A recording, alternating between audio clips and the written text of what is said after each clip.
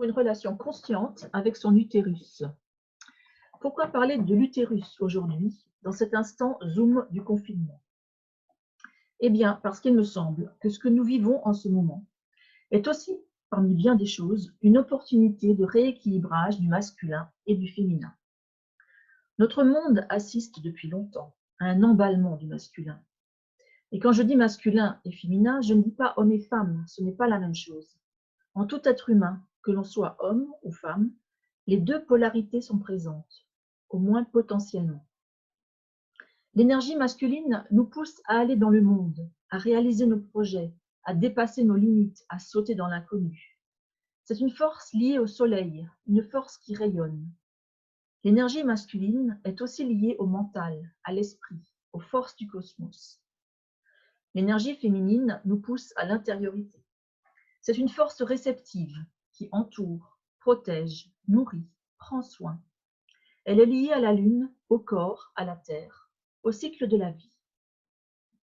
Ces deux forces existent en chaque être humain, mais depuis fort longtemps, c'est l'énergie masculine qui domine le monde, ce qui crée beaucoup de déséquilibre en nous et dans le monde. En particulier, nous les femmes, mais les hommes aussi, nous avons souvent bien du mal à nous connecter à notre féminin. Ce confinement, c'est comme un coup de frein brutal à cet emballement du masculin. Tout à coup, tout s'arrête et nous sommes invités à l'intériorité, à la tranquillité, à rester chez nous. Et cela correspond à l'énergie féminine. Pour moi, cette grande pause redonne sa place au féminin. Et pourquoi ne pas en profiter, nous les femmes, pour nous tourner vers cet organe extraordinaire qu'est l'utérus? Parce qu'il est la quintessence du féminin, la porte de notre enracinement, la source de notre force et de notre créativité. Prendre conscience de sa présence au creux de notre ventre, c'est reprendre possession de nous-mêmes, reprendre contact avec le féminin en nous, et permettre que le féminin retrouve sa juste place sur cette planète. La plupart du temps, nous ne sommes conscientes de notre utérus que lorsque nous sommes enceintes ou lorsqu'il nous pose un problème. Nous l'oublions complètement le reste du temps. Et pourtant, il a beaucoup à nous donner, en particulier grâce à notre cycle menstruel. Notre utérus passe tous les mois par 4 phases qui ont chacune une énergie différente. Et si nous devenons capables de conscientiser ces différentes phases, nous pouvons utiliser ces énergies dans notre vie et non plus les subir. Le plus souvent, le cycle menstruel est vécu comme un processus passif, ignoré, subi, puisqu'il est censé fonctionner sans que l'on ait à y penser. Nous sommes conditionnés pour passer sous silence les troubles liés au cycle menstruel, car il est perçu comme faisant partie du domaine personnel. La gêne occasionnée lorsque le cycle féminin est mentionné montre que c'est un sujet encore tabou, ce qui maintient cette thématique dans l'ombre. Il y a quelques années, Miranda Gray, grâce à ses formations et ses livres, a redonné aux femmes l'accès à la connaissance, ainsi qu'une image positive du cycle menstruel. Le cycle menstruel est l'expression au niveau humain du cycle de la Lune. Le mot menstru vient du mot mois, qui vient du mot moon et qui signifie lune. Avoir ses lunes signifie avoir ses règles. Le cycle menstruel est également l'expression du processus terrestre vie, mort, vie. C'est un processus vivant et évolutif. Il se décompose en 4 phases spécifiques, représentées par 4 archétypes majeurs. Un archétype est un symbole universel, une énergie que toutes les femmes partagent indépendamment de leur culture. Il y a d'abord la phase de la jeune fille, qui correspond à la phase pré-ovulatoire. Le niveau des hormones s'accroît dans le sang. L'utérus prépare le nid pour accueillir la vie. Il se déploie, il multiplie ses tissus. L'énergie associée à cette phase est débordante de vie et d'attente. C'est le moment d'initier des projets, de poser des actes. C'est une période de grande confiance en soi où tout est possible. Nous nous sentons pétillantes, joyeuses, libres. C'est un moment où nous sommes reliés à notre enfant intérieur, qui nous pousse au jeu, à l'aventure. C'est l'énergie du printemps qui explose de vie. Puis vient la phase de la mère, c'est la phase ovulatoire. Les hormones atteignent un pic, elles provoquent un déferlement d'énergie en même temps que l'ovulation. L'énergie se tourne vers l'extérieur. Nous rayonnons d'amour, tel le soleil à son zénith. Nous sommes au sommet de notre potentiel, confiante et sociale, ce qui invite à se montrer au monde, à occuper sa place. Nous accueillons l'autre dans sa globalité. Nous sommes présentes pour lui, telle une mère. C'est le moment de sortir, de rencontrer du monde, de reprendre contact avec les personnes que nous n'avons pas vues depuis longtemps, de prévoir les repas de famille. Nous sommes confiantes et à l'aise. C'est le moment de communiquer sur nos projets, de trouver des partenariats, de réseauter. Cela correspond à l'énergie de l'été, pleine de chaleur et d'abondance.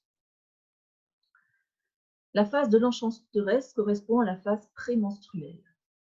L'ovule fécondé ou pas se déplace vers l'utérus. Le corps se met en attente afin de savoir s'il y a fécondation ou pas. Cette interrogation suscite le doute et l'impatience. Après avoir rencontré le monde pendant l'été, nous revenons à la source de ce qui est fondamental pour nous. Nous analysons notre expérience de l'été pour trouver qui nous sommes. Nous récoltons ce qui est bon pour nous et nous débarrassons du reste. Nous sommes de moins en moins disponibles pour l'extérieur. C'est le moment de découvrir nos envies artistiques, de nous amuser à créer pour extérioriser cette énergie. Le but est de trouver ce qui nous fait vibrer. Afin de diminuer les yo-yo émotionnels, il faut penser à prendre de nombreuses pauses durant la journée, car notre énergie est en mouvement continu. Les tensions surgissent lorsque nous ne répondons pas à nos besoins, à cette énergie qui demande d'être libérée. Enfin, la phase de la sorcière. C'est la phase des menstruations. L'utérus se renouvelle, il fait peau neuve pour un nouveau cycle. Comme la terre en hiver, nous nous reposons en vue de préparer le printemps. Il est primordial de se reposer pendant cette période, ou au moins de s'octroyer des moments de repos, afin de donner au corps et à l'esprit l'occasion de régénérer leur énergie pour la suite.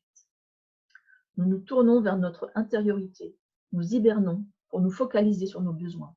Il n'y a pas d'énergie disponible pour l'extérieur. L'intuition est à son maximum, faisant apparaître des idées comme par magie.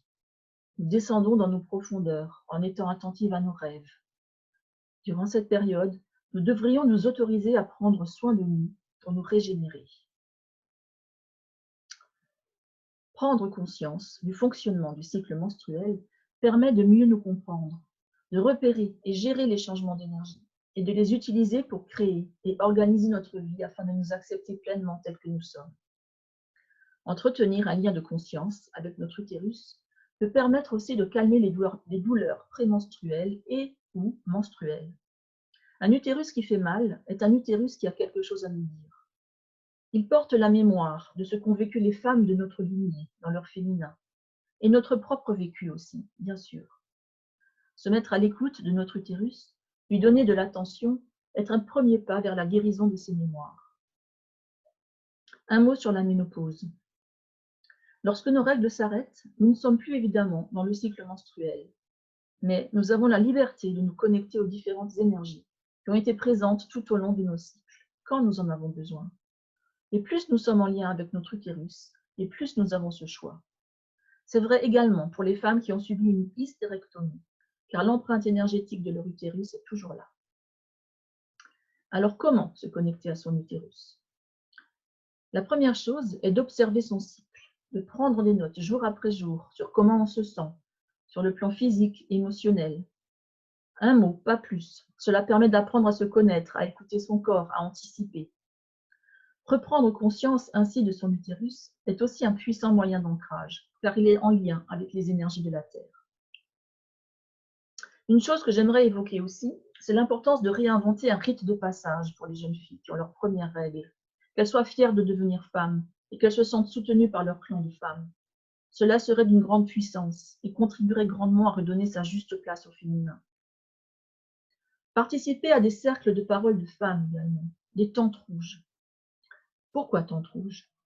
En 1997 est sorti un roman dont le titre était Tente rouge d'Anita Diamant. Le roman raconte l'histoire de Dina, fille de Jacob, et décrit cette tente rouge où les femmes se retiraient lors de leurs règles ou pour accoucher. Lorsque les femmes partagent une vie communautaire, elles finissent par avoir leurs règles en même temps. Ainsi, elles avaient 3 ou 4 jours dans le mois qu'elles passaient ensemble à s'occuper d'elles. C'est ce roman qui a donné l'idée au mouvement des doulas qui accompagnent les femmes durant toute la grossesse et après l'accouchement de renouer avec les tentes rouges. Et c'est ainsi que depuis une dizaine d'années, des cercles de femmes se retrouvent sous une tente rouge pour échanger autour des grandes thématiques du féminin, ce qui leur permet aussi une reconnexion à leur féminité. En conclusion, je dirais que notre utérus est un organe magique qui n'a pas qu'une fonction de reproduction. Il est aussi le berceau de notre créativité, de nos projets. C'est un organe qui accueille, qui transmute, qui fait grandir. Plus nous sommes connectés à lui consciemment, plus ces énergies grandissent en nous et rayonnent sur toute notre vie. Ce confinement, qui immobilise une bonne partie de la population chez elle, nous propose d'explorer la phase sorcière du cycle féminin. En pleine explosion du printemps dans la nature, nous vivons l'hiver de l'âme, ce moment où il s'agit de s'intérioriser complètement, d'être à l'écoute de nos intuitions et de nos rêves. À quel monde rêvons-nous actuellement dans le silence de nos cœurs? Quelles sont les graines que nous semons dans l'obscurité de nos utérus?